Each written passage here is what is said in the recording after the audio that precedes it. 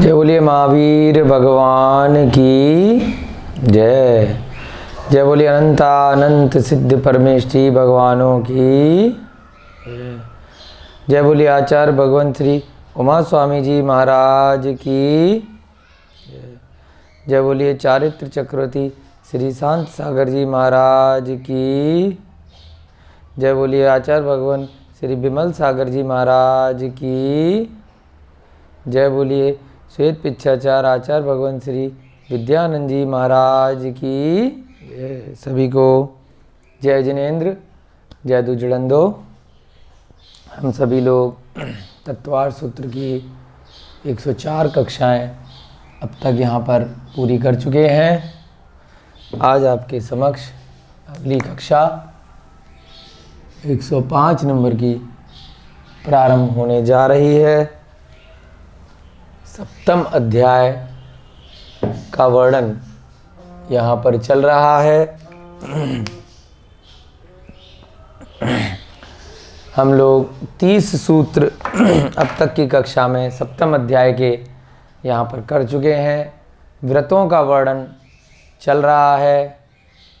हमने देखा व्रतों में क्या क्या अतिचार लग सकते हैं, यानी कि ऐसे दोष जिनको एक बार करने के बाद में उसके बाद उनको आत्मग्लानि करके ठीक किया जा सकता है, उनकी पुनर्स्थापना की जा सकती है, जिससे कि वह व्रतों के जो दोष लगे हैं उनकी पुनरावृत्ति न हो।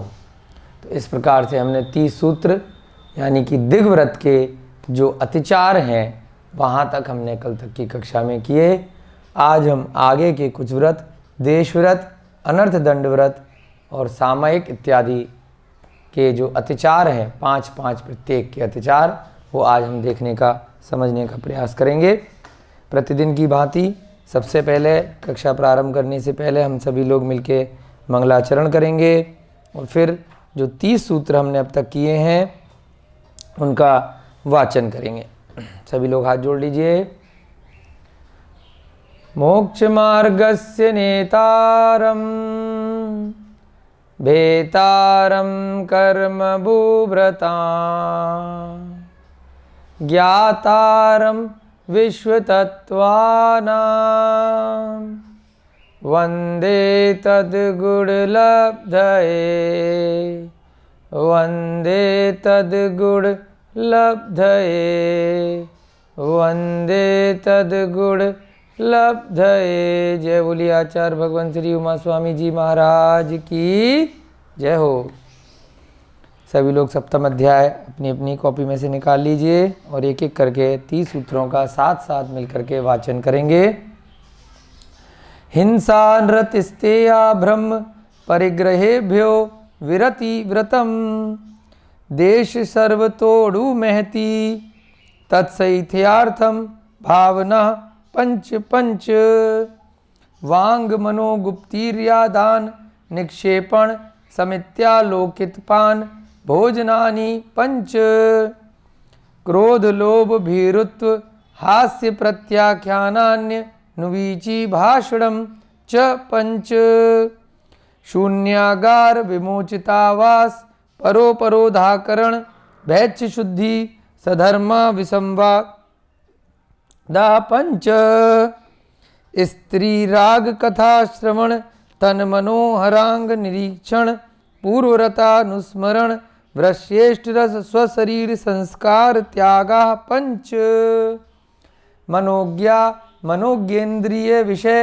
राग द्वेष वर्जनानि पंच हिंसा दिश्विहा मूत्रापाया वध्य दर्शनम दुःखमेव वा मैत्री प्रमोद कारुण्य माध्यस्थ्यानि च सत्वगुणाधिक क्लिश्यमाना विनयेषु जगत काय स्वभावौ वा संवेग वैराग्यार्थम प्रमत्त योगात् प्राण व्यपरोपणम हिंसा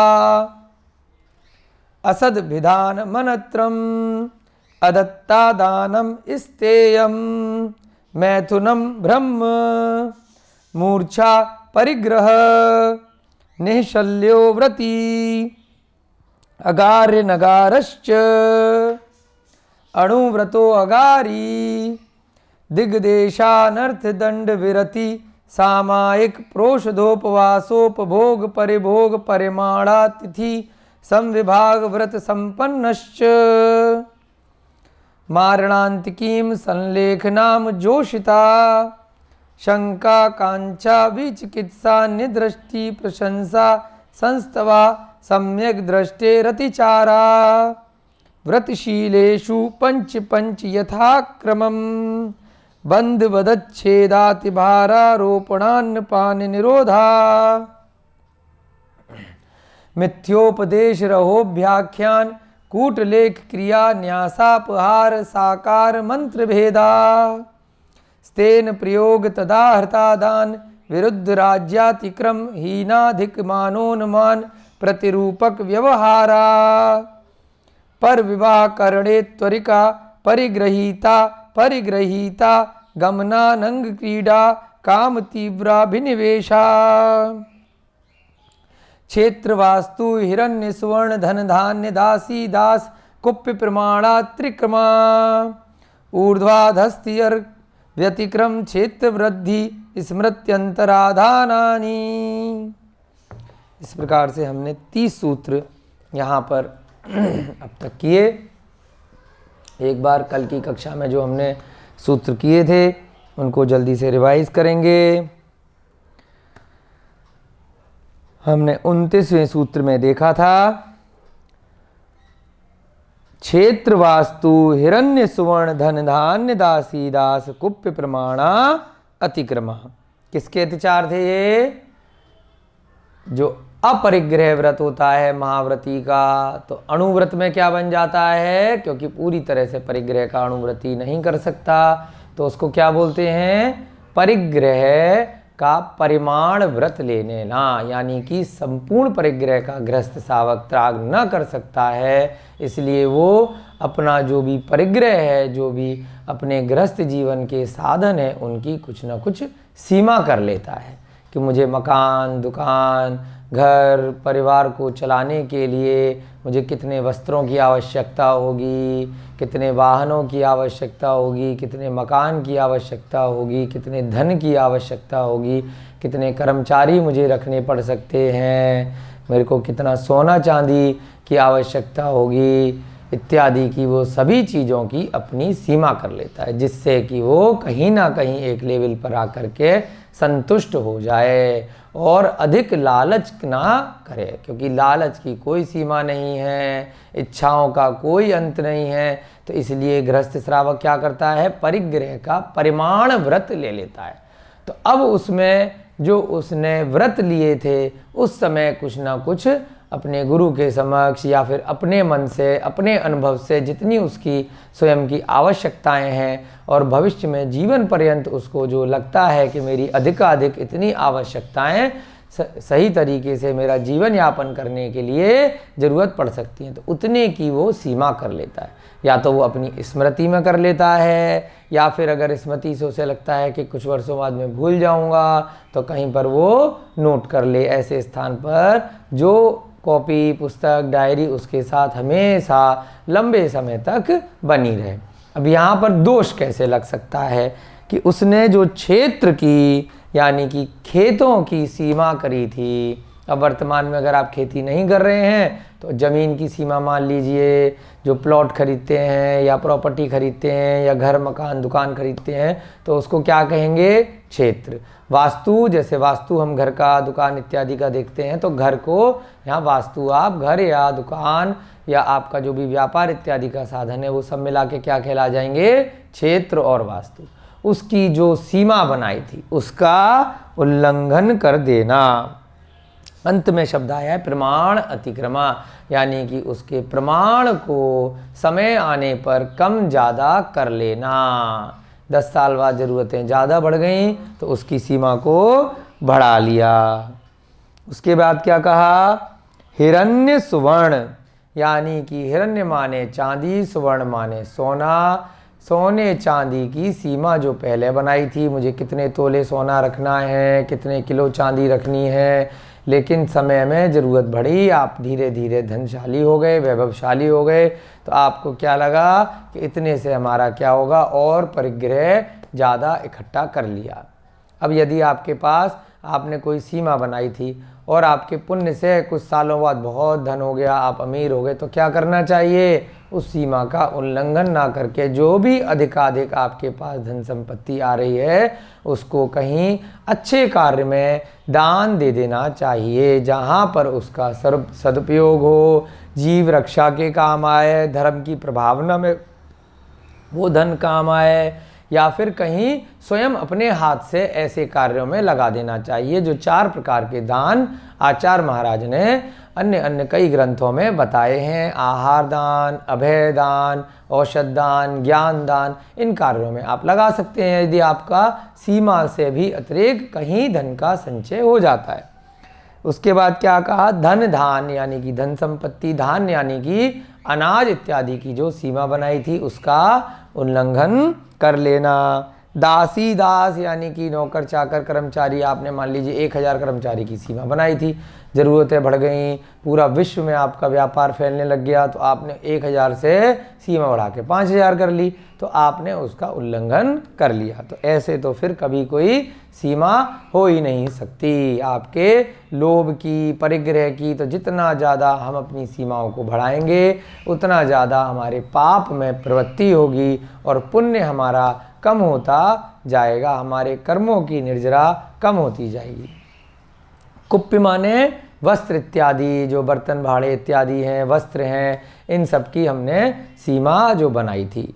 प्रमाणा अतिक्रमा, जो प्रमाण बनाया था उसका अतिक्रम कर लेना। तो ये 5 क्या होते हैं, हमारे परिग्रह परिमाण व्रत में अतिचार लगते हैं। तो व्रतों को कोई भी अगर धारण करता है तो केवल एक चीज़ ना देख करके धारण करे, वो इन जो भी व्रत हैं, अणुव्रतों के जो 5 बातें बताई यहाँ पर, इन सबको यहाँ तक पूरा ध्यान रखे और सीमाएं बनाए, ब्रह्मचर्य का भी पालन करे, चोरी भी न करे, सत्य भी बोले और अहिंसा का भी पूर्ण रूपेण यथासंभव अभ्यास करे। और जब अभ्यास अच्छे से हो जाए तो उस जीव को चाहिए कि वो व्रतों को धारण कर सकता है।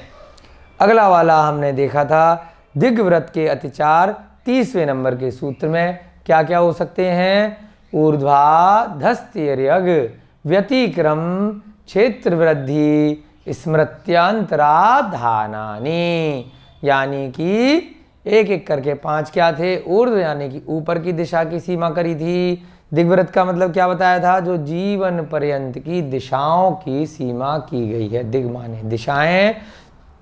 अब हम जीवन भर इन 6 प्रकार से कहीं नहीं इससे अधिक जाएंगे, यानी कि ऊंचाई पे हमने एक सीमा बना ली, इससे ऊंचा हमें कभी भी आवश्यकता भी पड़ेगी तब भी हम नहीं जाएंगे।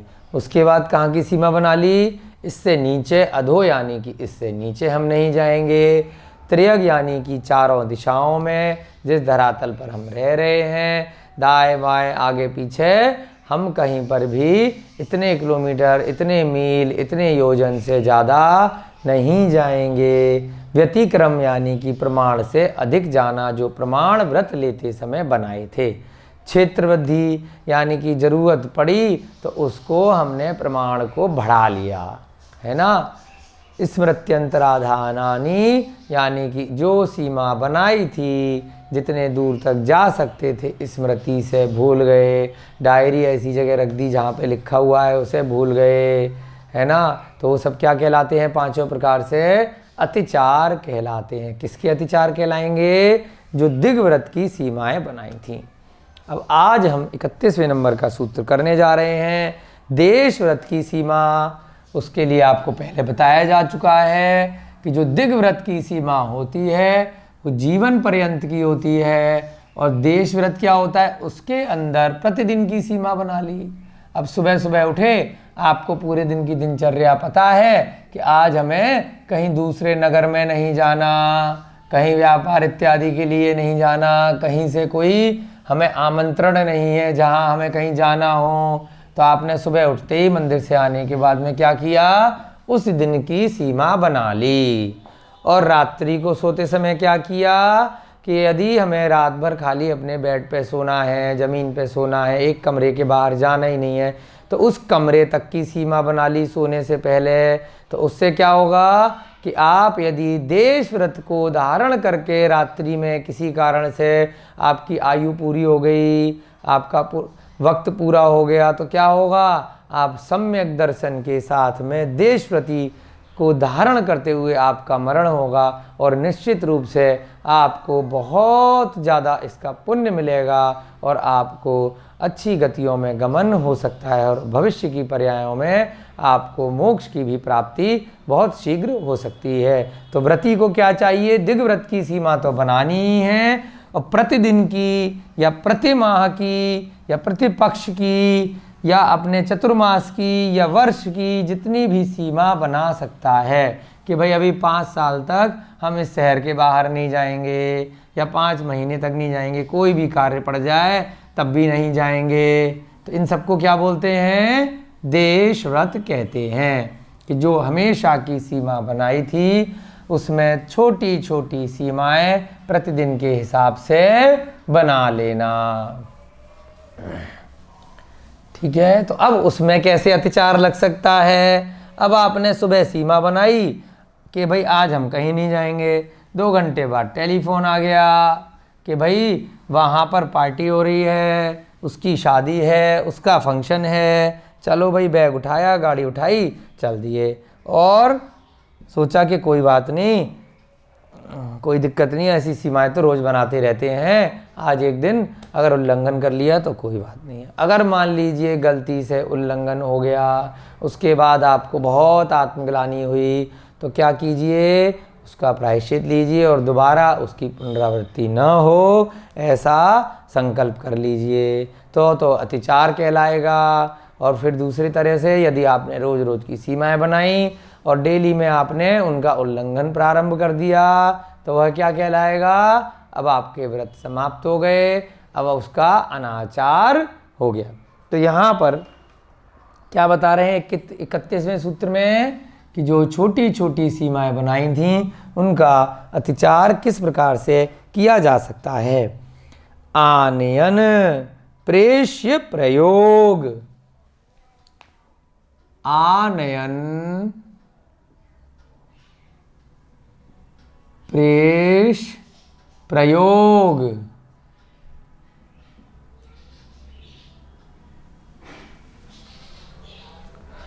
शब्द रूपानुपात पुद्गल छेपा, शब्द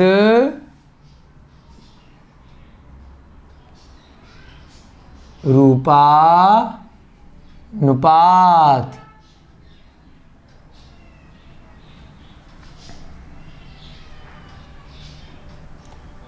पुद्गल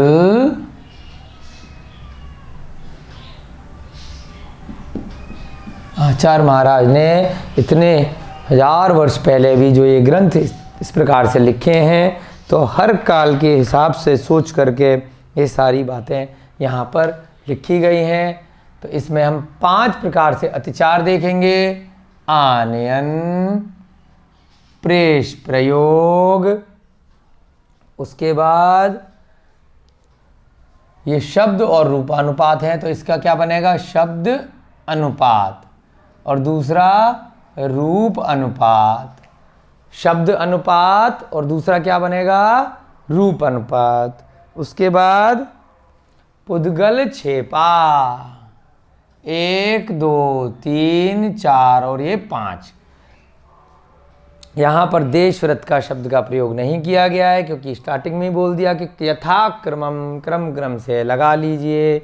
तो कौन सा बना 31वें नंबर में सूत्र में, देश व्रत के अतिचार। अब इनका शाब्दिक अर्थ एक एक करके समझेंगे, फिर बहुत अच्छे से आपको समझ में आ जाएगा। अब आपने 1 महीने की सीमा बनाई कि इस महीने हमें कोई कार्य नहीं है, तो हम अपने जिस क्षेत्र में रह रहे हैं इस नगर से बाहर हम नहीं जाएंगे। परंतु अचानक से किसी ने बताया कि वह व्यक्ति दूसरे नगर में, दूसरे राज्य में जा रहा है, तो उसने आपसे पूछा कि वहाँ से आपके लिए कोई वस्तु लेके आनी है क्या। आपने तुरंत दिमाग लगाया, अच्छा वहाँ की तो ये चीज़ फेमस है, तो आप एक काम कीजिएगा, वहाँ से हमारे लिए ये वाली वस्तु लेके आ जाइए। तो आनयन का मतलब क्या होता है कि जो आपने सीमा बनाई थी छोटी छोटी, उसके बाहर से कोई वस्तु को मंगा लेना, या यहाँ से उस सीमा के बाहर कोई भी वस्तु को भेज देना। तो वह भी क्या बताया जाएगा कि उस व्रत में अतिचार है, कि जब आपने सीमा बनाई है तो फिर उसका केवल स्वयं के जाने का लिए नहीं होना चाहिए। कृत्य कारित अनुमोदना, तीनों प्रकार से आपका उस क्षेत्र के बाहर का त्याग उस समय सीमा के लिए होना चाहिए, कि भाई आज के दिन ये पूरे दिन का आपने नियम ले लिया कि 10 किलोमीटर 5 किलोमीटर या अपने घर के बाहर या अपने एरिया के बाहर नहीं जाना है, फिर भी आपने उसके बाहर से कोई वस्तु का आदान प्रदान किया, माल मंगाया, माल बेचा, लेके आए, तो वह क्या बोला जाएगा? व्रत में अतिचार बोला जाएगा। आनयन माने सीमा के बाहर से वस्तु इत्यादि को मंगाना किसी अन्य के द्वारा, तो कारित में आ जाएगा, है ना। प्रेष प्रयोग दूसरा क्या है?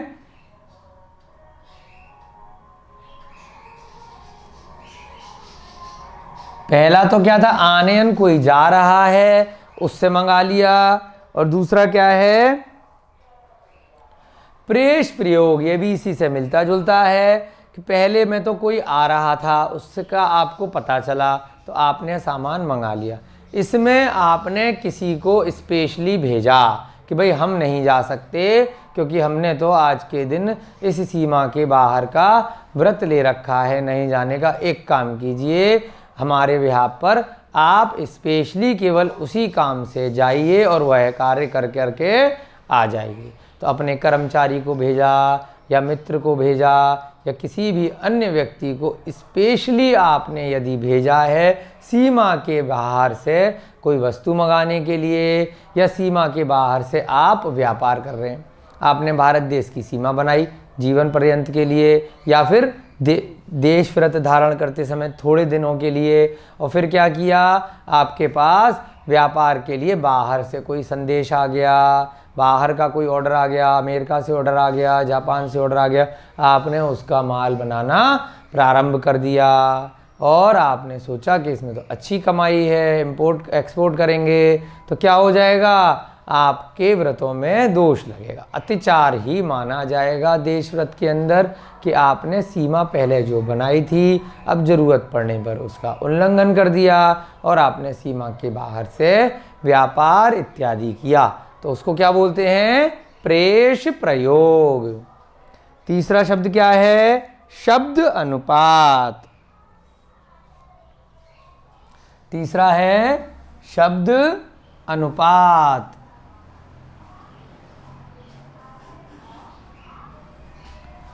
शब्द अनुपात, नीचे बेल बजा दी, नीचे शब्द अनुपात क्या कहलाता है? कि सीमा के बाहर से कोई भी शब्द भेजना।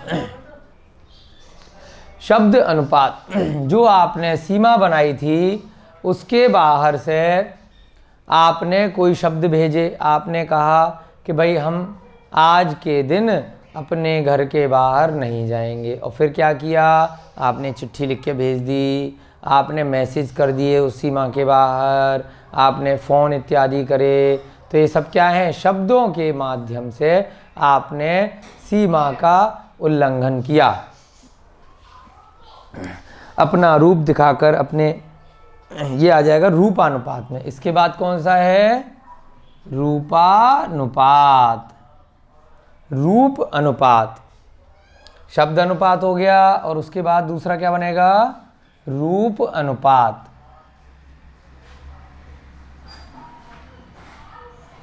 सीमा के बाहर अपना रूप दिखा करके कोई भी अभिप्राय या इशारे को बताना।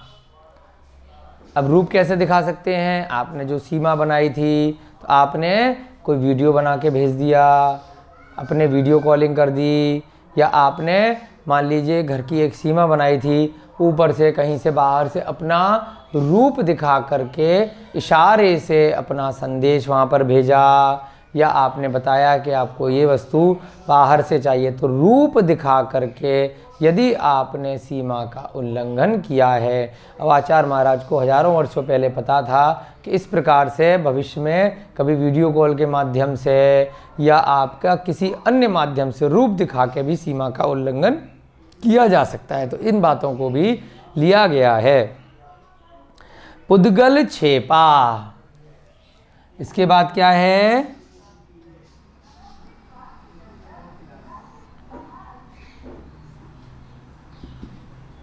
सीमा के बाहर कोई पुद्गल, पुद्गल तो आप लोग समझते ही हैं, जीव के अतिरिक्त जितनी भी वस्तुएं हैं वो सब क्या हैं? पुद्गल हैं, जो 6 द्रव्यों में दूसरा द्रव्य है जीव के बाद में पुद्गल। यानी कि कोई भी वस्तु, मान लीजिए पेन हुआ, कोई कंकड़ पत्थर हुआ, उससे इशारे से आपने सीमा के बाहर फेंक करके, छेपा माने छेपण करना, फेंकना, वहाँ से किसी को कुछ संदेश भेजा, पुद्गल का छेपण करके।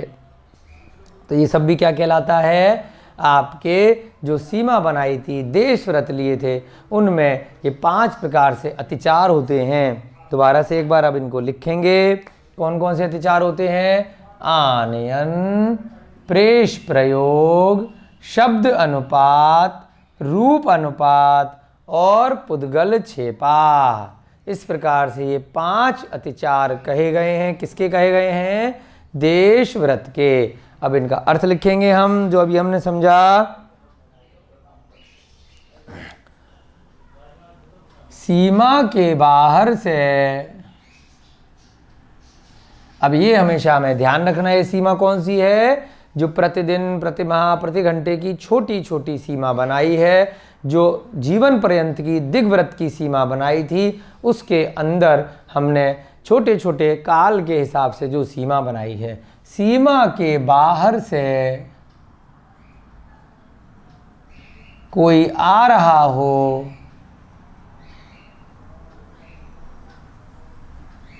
तो उससे वस्तु मंगवाना, ये क्या कहलाता है? आनयन। यानी कि आपने देश व्रत का उल्लंघन किया। प्रेष प्रयोग, स्पेशली कोई वस्तु मंगवाने के लिए आपने सीमा के बाहर किसी को भेजा या व्यापार किया। किसी को, किसी कर्मचारी, मित्र इत्यादि को भेजकर,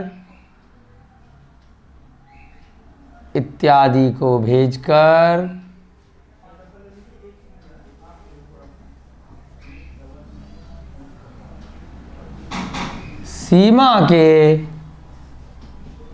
बाहर से वस्तु मंगवाना अथवा व्यापार इत्यादि करना।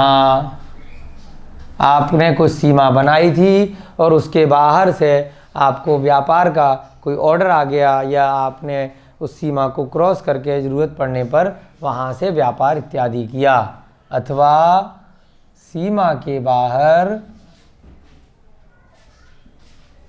व्यापार करना।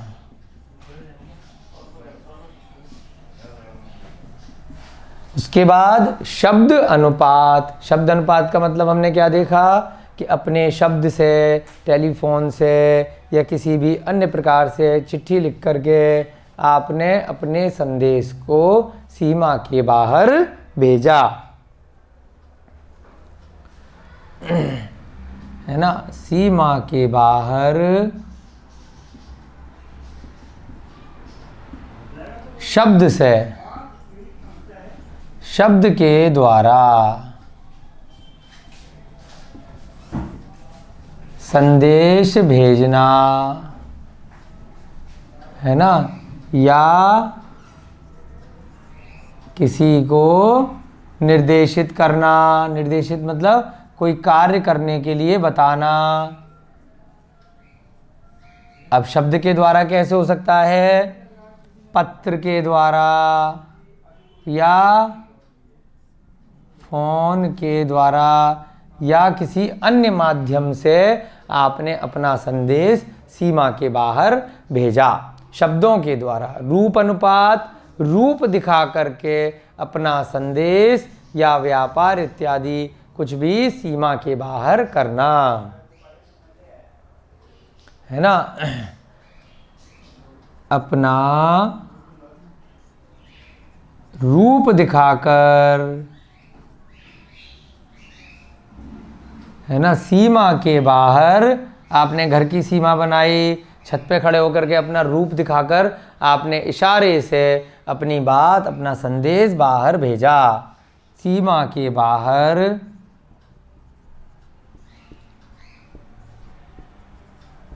संदेश भेजना या कोई कार्य करने के लिए कहना या अभिप्राय बताना, ये सब क्या कहलाता है? भाई आपको लगता था कि हमें ऐसा कार्य करना पड़ जाएगा तो पहले सीमा बनाते ही नहीं। यदि बना ली है तो उसका पालन करना चाहिए। पुद्गल छेपा, कोई पुद्गल वस्तु को, कंकड़ इत्यादि को सीमा के बाहर फेंक करके अपना संदेश या अभिप्राय बताना। सीमा के बाहर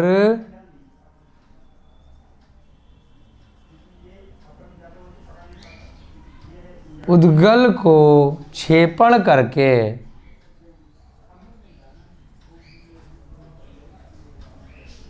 क्या मतलब हुआ? कोई वस्तु, कंकड़ इत्यादि को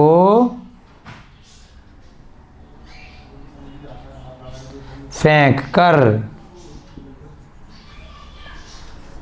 हमने सीमा के बाहर कोई कंकड़ फेंका, कोई चीज़ फेंकी, आपने कमरे की सीमा बना ली, यहाँ से आपने बाहर कोई वस्तु फेंक दी, तो उस शब्द को क्या बोले जाएगा कि आपने अपना अभिप्राय बताने के लिए ऐसा किया। इत्यादि को फेंक कर अपना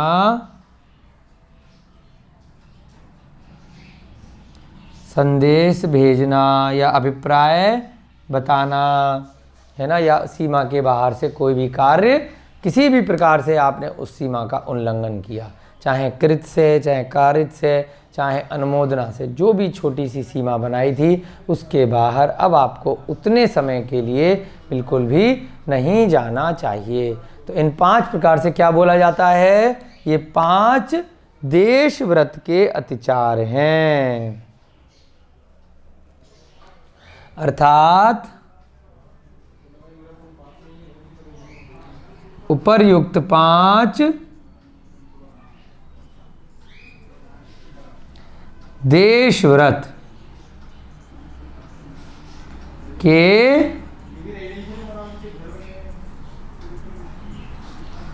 अतिचार हैं। यहाँ आप नोट में लिख सकते हैं यदि आप भूल गए हैं कि देश व्रत क्या होता है। देश व्रत क्या होता है?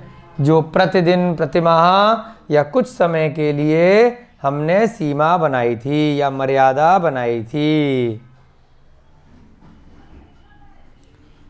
प्रतिदिन अथवा कुछ थोड़े समय के लिए, कुछ समय की सीमा या मर्यादा कि हम अब इस समय के लिए, इतने दिन के लिए, मान लीजिए आपने आज भोजन करना है, आपने जीवन भर के लिए परिग्रह की सीमा बनाई कि मैं 1000 फल से ज़्यादा जीवन भर में नहीं खाऊंगा, परंतु प्रतिदिन आज हमारे घर में फल है ही नहीं या एक ही फल है, आज हमारा मात्र 1 फल का खाने का नियम है। तो छोटी छोटी सीमा आपने बना ली। उसके बाद क्या हुआ कि भाई कहीं से कोई बहुत सारे फल आ गए, कोई इनविटेशन आ गया, तो चलो कोई बात नहीं, खा लेते हैं, क्या दिक्कत है? तो नहीं, आपने जिस दिन की जितनी सीमा बनाई थी तो उसका आपको उस दिन पूरी तरह से पालन करना है। जब भी आप नियम लेते हैं तो आपकी परीक्षा उस दिन अवश्य होती है, तो इसीलिए आपको उस दिन के लिए उन नियमों का पूर्ण रूप से पालन करना है, जो भी सीमा आपने अपने प्रतिदिन के क्रियाकलाप के लिए की है। चलिए अगला वाला सूत्र देखेंगे।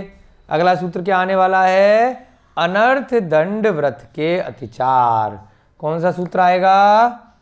32वें नंबर का सूत्र। किसी भी कार्य की जिसकी कोई आवश्यकता नहीं है फिर भी उसको बेमतलब के लिए करना, तो वो क्या कहलाता है? अनर्थ दंड। ऐसे कार्य जिसका आपके कल्याण के लिए किसी भी प्रकार से कोई प्रयोजन नहीं है फिर भी बेवजह अनावश्यक रूप से उनको अत्यधिक मात्रा में करना, ये सब कहलाता है अनर्थ दंड। अनर्थ दंड के लिए पहले भी हमने पढ़ा है इसके बारे में। पाप का उपदेश देना, कुसाहित्य, फिल्मी साहित्य, ये सब देखना, घास भूमि जल इत्यादि का बिना प्रयोजन के नाश करना, बहुत सारे ऐसे कार्य हैं। अनार्थिक रूप से ऐसे व्यापार करना जिनमें अत्यधिक जीव हिंसा होती हो, चमड़े का व्यापार या पशुओं को पीड़ा देने वाला व्यापार, हिंसा का व्यापार, मांस का व्यापार, दुग्ध का व्यापार या अन्य कोई भी ऐसे व्यापार जिनमें पशुओं को मारा जाए, पीटा जाए, उनको हमेशा बांध के रखा जाए, या आपने बिजली का बहुत अधिक बिना प्रयोजन के नाश करना, बहुत अधिक वाहनों पर ज़रूरत के बिना भी उनकी सवारी करना, है ना, तो ये सब क्या कहलाते हैं? अनर्थ दंड। बिना प्रयोजन के कोई भी कार्य करना, गृहस्थ जीवन में जितना आवश्यक है उतना ही कार्य करना, वहाँ तक तो आपको दोष नहीं लगेगा। और बिना अर्थ के कोई भी कार्य कर रहे हैं, बहुत ज़्यादा बोल ही रहे हैं, है ना, बिना प्रयोजन के बोले जा रहे हैं, बहुत ज़्यादा हंसी मजाक कर रहे हैं, ये सब क्या हैं? अनर्थ दंड हैं। अब इनमें हम देखेंगे कि इनमें अतिचार किस प्रकार से लग सकते हैं। आपने बिना प्रयोजन के कोई भी कार्य न करने का नियम लिया और फिर भी क्या कर दिया? ज़रूरत पड़ने पर आपने वो कार्य कर दिए, तो क्या कहलाएगा? अनर्थ दंड व्रत के अतिचार। चलिए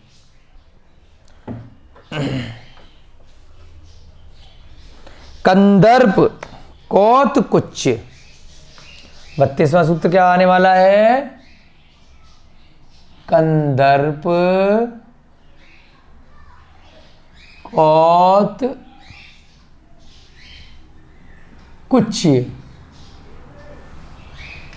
कंदर्प कौतकुच्च मोखर्या।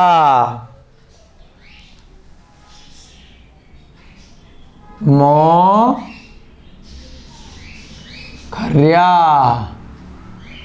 उसके बाद क्या है? समीक्षाधिकरणो। समीक्षा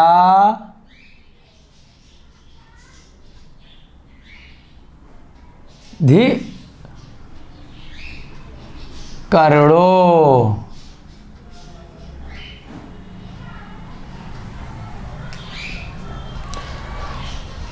पभोग परिभोगा नर्तक्यानि। पभोग पभोग के बाद परिभोगा नर्तक्यानि। परिभोगा नर्तक्यानि।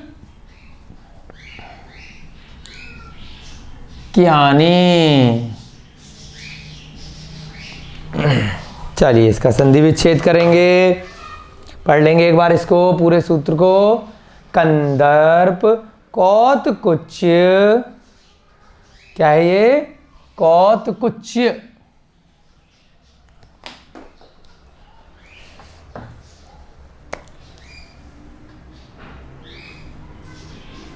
कंदर्प कौतकुच्च मोखर्या समीक्षाधिकरणो पभोग परिभोगा नर्तक्यानि। क्या क्या निकला इसका? पहला शब्द है कंदर्प, उसके बाद दूसरा शब्द क्या है? कौतकुच्य, तीसरा है मौखर्य। यहां से क्या निकलेगा? मौखर्य। उसके बाद अ जो है वो आगे वाले शब्द के साथ जुड़ जाएगा, तो क्या बन जाएगा? असमीक्षा धिकरणो। क्या बन गया? असमीक्षा धिकरण, यहां तक आएगा। और यहां पर जो ओ है वो कहां पर आ जाएगा? यहां पर। तो क्या बन जाएगा? उपभोग। उधर का ओ से निकल करके क्या बन गया? यहां पर उ। उपभोग परिभोग अनर्थ ज्ञानी। क्या क्या बने? पहला कंदर्प, दूसरा कौतकुच्य, तीसरा मौखर्य, चौथा असमीक्षाधिकरण। कहाँ तक? असमीक्षाधिकरण। उसके बाद पांचवा उपभोग परिभोग अनर्थ ज्ञानी। इस प्रकार से ये 5 अनर्थ दंड व्रत के अतिचार कहे गए हैं। अब एक एक करके लिखेंगे, इनका अर्थ समझेंगे। ये आपने नोट कर लिया होगा, तो इनको हम मिटा देते हैं और उसके बाद इन सूत्र के एक एक करके हम सारी चीज़ें समझते हैं। चलिए, पहला वाला क्या है? कंदर्प।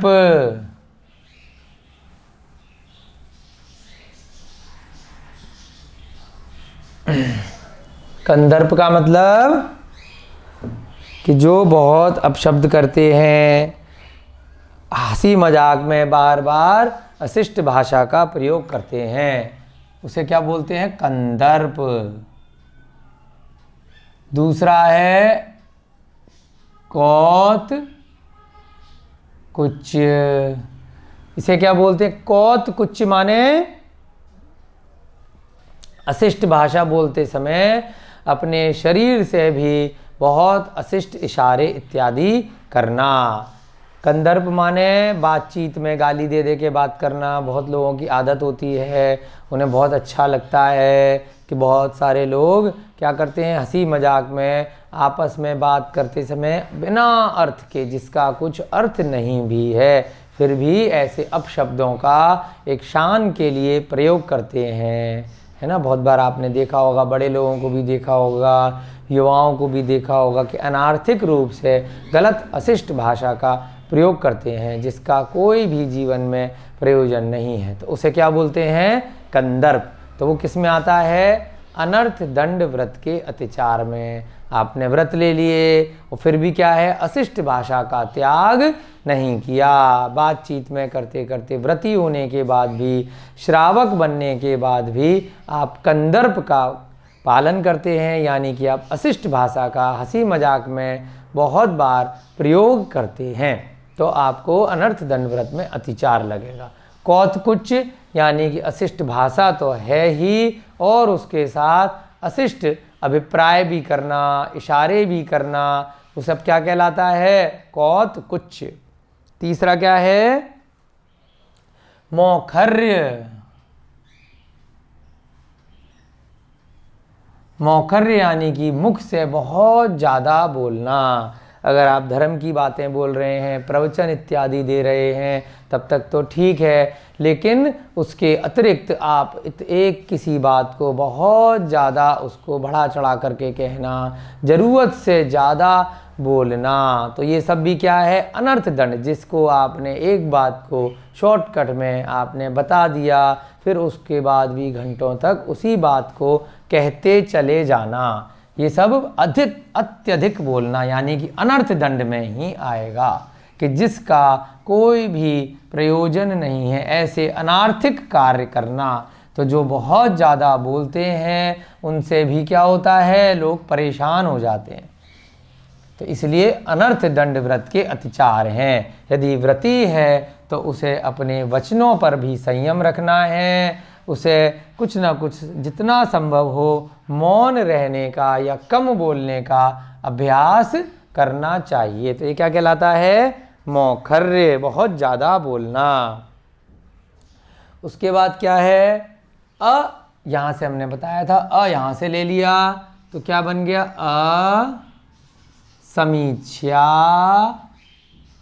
असमीच्याधिकरणों, तो उससे क्या बन गया असमीच्याधिकरण। यहाँ पर असमीच्या है, असमीच्याधिकरणों, तो क्या बन गया असमीच्याधिकरण, धिकरण, असमीच्याधिकरण। उसके बाद असमीच्याधिकरण का क्या मतलब है? असमीच्याधिकरण का मतलब है कोई भी ऐसा कार्य करना जिससे जीव हिंसा हो, जो पहले भी आपको बताया है, कोई भी जीव हिंसा के व्यापार इत्यादि करना, मांस चमड़े इत्यादि का पशुओं पे क्रूरता करने वाले जो भी व्यापार हैं, ऐसा कार्य करना या कोई भी कार्य करना जिससे जीव हिंसा होती हो। घास भूमि जल का अपव्यय करना, वर्तमान समय में जैसे विद्युत है इसका अपव्यय करना, आप चले गए कमरे से ऑफिस से फिर भी आपका एसी फालतू चल रहा है, कूलर चल रहा है, पंखे चल रहे हैं, बिजली चल रही है, जितनी ज़रूरत है उतना तो गृहस्थ को आवश्यक है कि घर में भी रहना है, व्यापार भी करना है, जितनी ज़रूरत है जितना संभव है उतना वाहन इत्यादि का प्रयोग करना। जब वाहन की ज़रूरत नहीं भी है तब भी क्या करना, उसको हमेशा चला के छोड़ देना। तो वो सब क्या कहलाता है? असमीच्याधिकरण। तो हमने जो व्रत लिए कि भाई हम इतना उपयोग करेंगे, अनर्थ दंड का त्याग करेंगे, परंतु हमने उसका अतिचार कर लिया। उसके बाद उपभोग परिभोग अनर्थ ज्ञानी, उपभोग परिभोग। अब ऊ कहाँ से आया? यहाँ से हमने लिया ओ से इधर ऊ बन गया, तो क्या बन गया? उपभोग परिभोग अनर्थ ज्ञानी। यानी कि अनार्थिक रूप से उपभोग और परिभोग की अत्यधिक वस्तुओं का संचय करना। अब आपको 50 कपड़े की आवश्यकता है, फिर भी आप मॉल में गए, आपको लगा कि ये भी वस्तु अच्छी बिक रही है, ये नई चीज़ आई है, चलो इसे भी खरीद लेते हैं।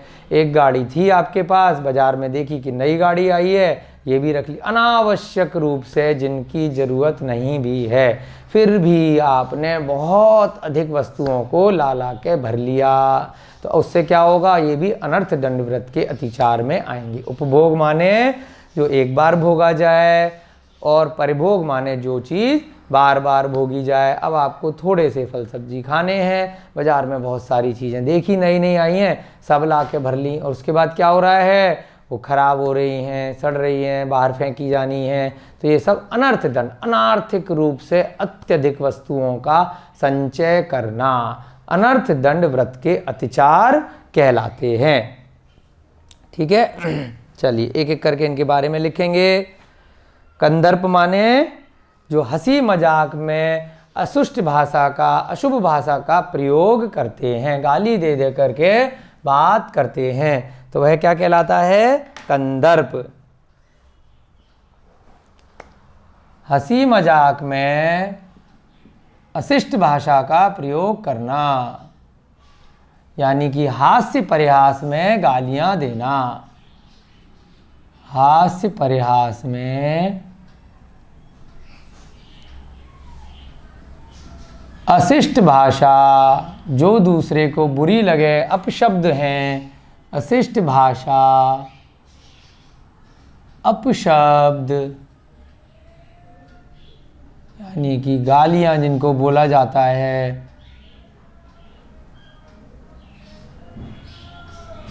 अपशब्द का प्रयोग करना, ये व्रती को बिल्कुल भी नहीं करना चाहिए। जिसने व्रत ले लिए हैं वो हमेशा अपनी भाषा पे संयम रखे। अगर पूर्व में उसको ऐसा कुछ आदत भी है तो उस आदत का अपना संपूर्ण रूप से परित्याग करना चाहिए। कौत कुछ, एक तो अशिष्ट भाषा का प्रयोग कर रहे हैं और साथ साथ क्या कर रहे हैं? उस भाषा के साथ में अशिष्ट इशारे भी करना। तो एक लेवल और ऊपर आ गए, है ना। अशिष्ट भाषा बोलते समय बुरे इशारे भी, असभ्य इशारे भी करना। अशिष्ट भाषा बोलते समय असभ्य इशारे भी करना। तो क्या कहलाता है? कौतकुच्च।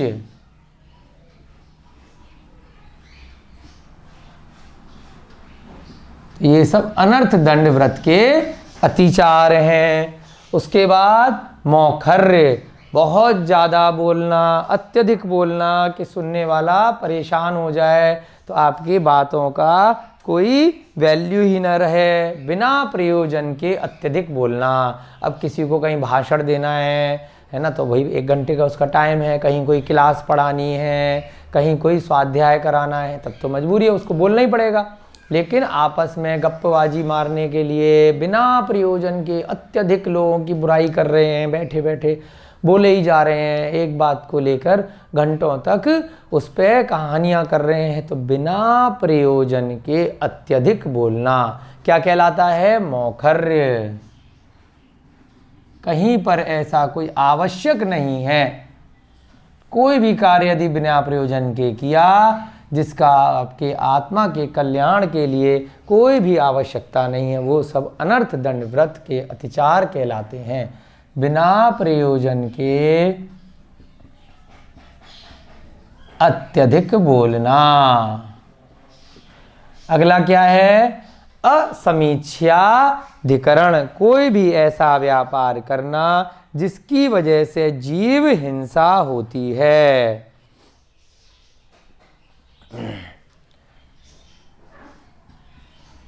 कोई भी ऐसा, ये आपको अपने विवेक से लगाना है कि हम कोई भी कार्य कर रहे हैं, जैसे वाहन का उदाहरण दिया कि अनावश्यक रूप से वाहन चला रहे हैं, बिजली का अपव्यय कर रहे हैं, तो वो सब आपको अपने विवेक से लगाना है। ऐसे असंख्य उदाहरण इसमें आ सकते हैं जिनमें किसी भी प्रकार से जीव हिंसा हो। कोई भी ऐसा व्यापार इत्यादि करना अथवा बिना प्रयोजन के कोई भी कार्य करना जिसमें अत्यधिक जीव हिंसा हो, जीवों को कष्ट देने वाला कोई भी ऐसा कार्य है, वो सब क्या कहलाता है? असमीक्षाधिकरण। उसके बाद में क्या है? उपभोग परिभोग अनर्थ, यानी उपभोग की और परिभोग की अनावश्यक वस्तुओं का संचय करना। उसमें आपने जो परिमाण व्रत लिया था उपभोग परिमोड़ का, तो वहाँ पर भी बताया था कि जो सीमा बनाई है उसका उल्लंघन कर दिया। लेकिन यहाँ पर कोई सीमा से रिलेटेड बात नहीं है, यहाँ तो है कि जिनकी ज़रूरत नहीं भी है, इतना ज़्यादा घर में सामान ला ला के भर देना, केवल किस लिए? दिखावे के लिए। एक गाड़ी की ज़रूरत है, 50 गाड़ी ला के रख दी। थोड़े से वस्त्रों की, थोड़े से भोजन की आवश्यकता है, फिर भी जहाँ देखा, जिस वस्तु को देखा, उसको आपके पास धन बहुत ज़्यादा था, ला ला के उनका संचय कर लेना। उपभोग परिभोग अनर्थ, यानी भोग परिभोग की अनावश्यक वस्तुओं का अत्यधिक संचय कर लेना, है ना। उपभोग परिभोग, इसको शॉर्ट में क्या बोलते हैं? भोग उपभोग भी इसको बोलते हैं। उपभोग परिभोग की अनावश्यक वस्तुओं का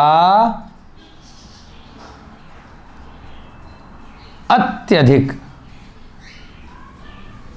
संचय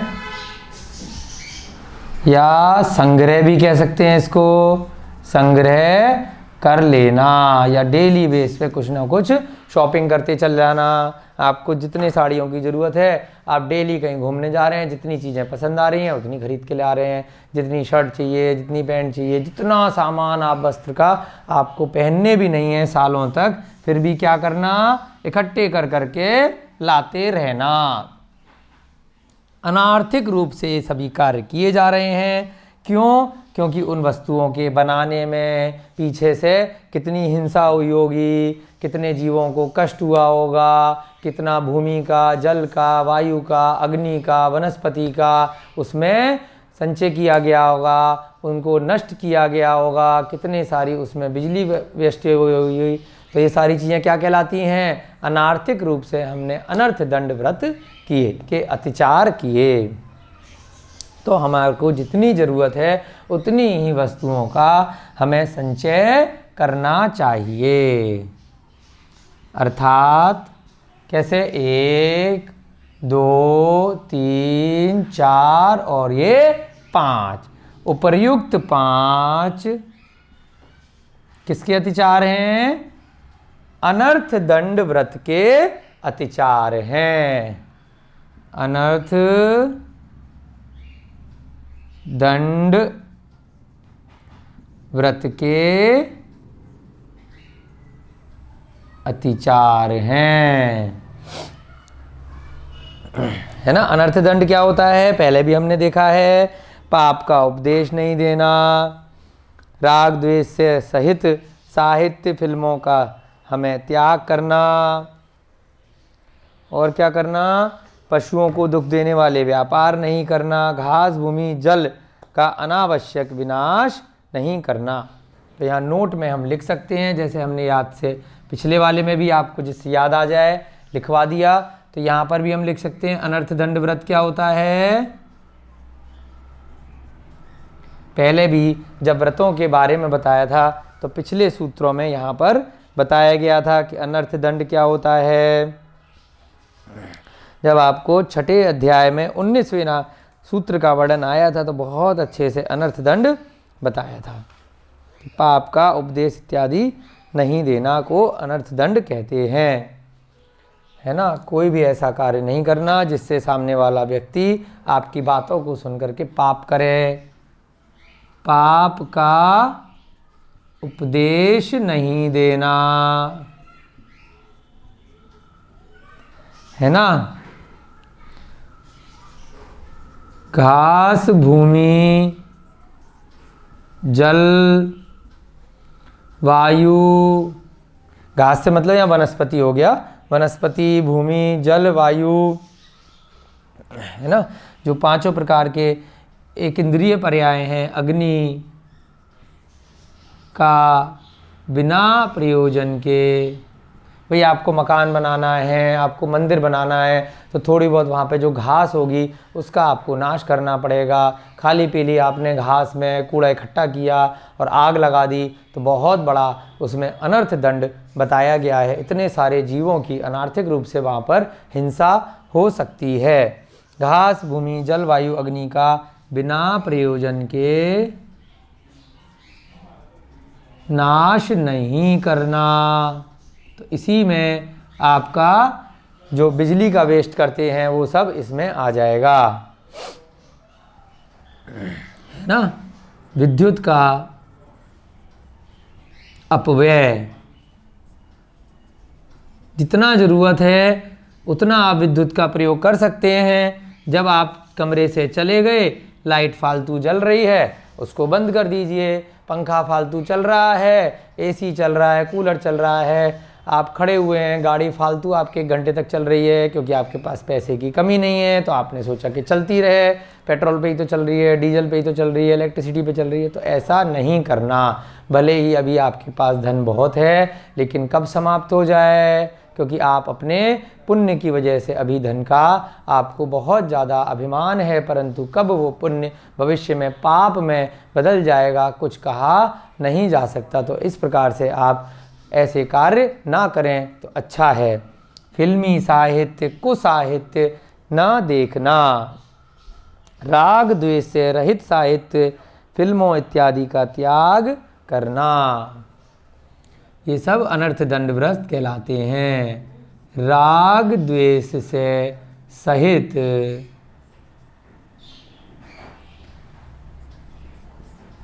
फिल्मों का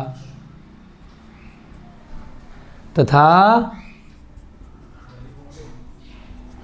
साहित्यों का त्याग, जो जिनसे बुरे विचार आए, बुरी भावनाएं, ये सब अनर्थ दंड व्रत कहलाते हैं। इसके अलावा पशुओं को किसी भी प्रकार से दुख देने वाले व्यापार का त्याग। व्यापार करने के लिए आपके पास अन्य भी कार्य हो सकते हैं, तो ज़रूरी नहीं है कि ऐसे कोई व्यापार किए जाएं जिनमें किसी प्रकार से जीव हिंसा हो। पशुओं को दुख देने वाले व्यापार का त्याग। क्योंकि गृहस्थ जीवन की बात हो रही है, अणुव्रतों की और शीलों की बात हो रही है, तो गृहस्थ जीवन में कुछ न कुछ व्यापार जीव को करना पड़ता है। तो उसमें भी उसकी चॉइस होती है कि वो कैसे कार्य से अपना जीवन यापन करे। वह ऐसे कार्यों का उसको सिलेक्शन करना चाहिए जिससे किसी भी प्रकार से किसी भी जीव को हिंसा न हो, कष्ट न पहुँचे। चलिए, आपकी कक्षा का समय हो रहा है। 2 सूत्र आज हमने देखे 32वें नंबर तक के, देश व्रत के अतिचार और अनर्थ दंड व्रत के अतिचार। आगे के सूत्रों में हम धीरे धीरे सामायिक, प्रोष्ठोपवास इत्यादि के जो अतिचार हैं उनका वर्णन अगली कक्षाओं में करेंगे। अब आज की क्लास का समय हो रहा है। सभी को जय जिनेन्द्र, जय दूत जड़ंदो। जय बोलिए भगवान महावीर स्वामी की जय। जय बोलिए अनंतानंत सिद्ध परमेष्टि भगवानों की जय। जय बोलिए आचार्य भगवान श्री उमा स्वामी जी महाराज की जय। जय बोलिए चारित्र चक्रवर्ती श्री शांति सागर जी महाराज की जय। जय बोलिए आचार्य भगवान श्री विमल सागर जी महाराज की जय। जय बोलिए आचार्य भगवान श्वेत पिच्छाचार्य श्री विद्यानंद जी महाराज की जय। सभी को पुनः जय जिनेन्द्र, जय दू जड़ंदो।